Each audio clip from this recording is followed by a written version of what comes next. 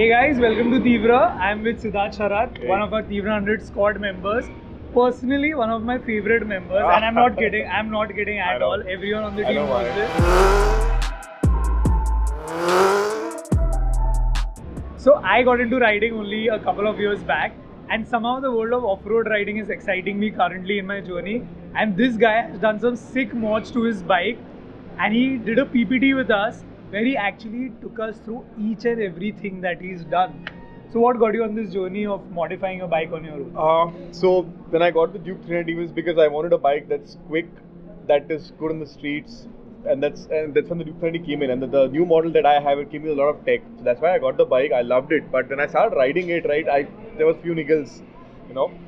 So I'm the kind of guy who likes to take the bike wherever I can, you know. So I don't always stick to the road. You know, if I see a good trail, I take that detour.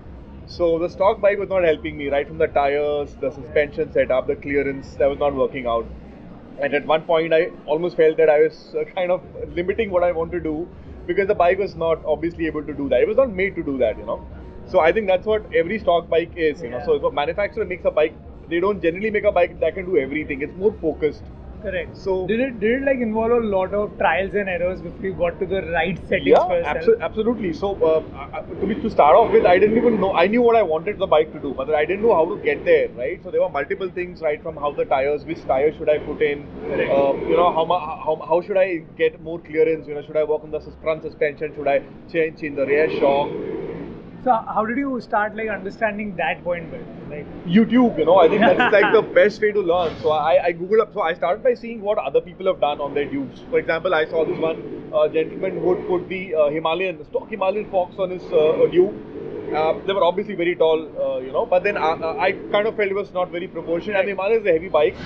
So one thing I want a bike to be is as light as possible because when you're doing trails, you know, the kind of place you get stuck. Yeah. So my priority was to get clearance, but at the same time the bike should be nimble, light, and the proportion should be fine. So that's when I came across this, you know, a person, enthusiast in Pune who had worked on another Duke.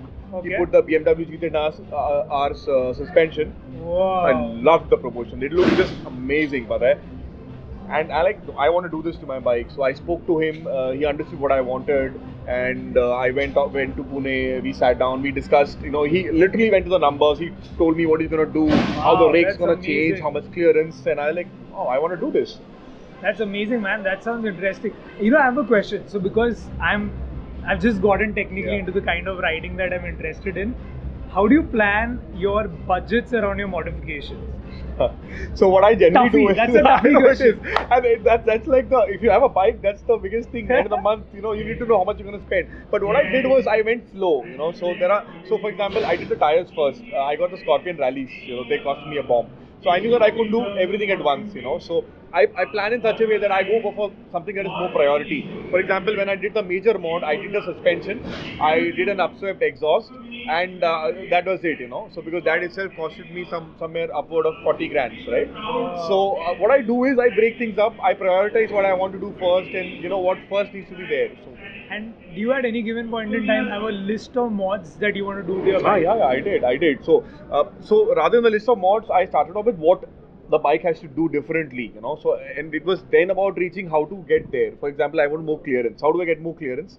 I could get different forks. I could use risers. So that is how I worked, you know. So I started off with what the bike needs to do better. That's a good way of looking at things. Yeah, more traction, more clearance. Lighter.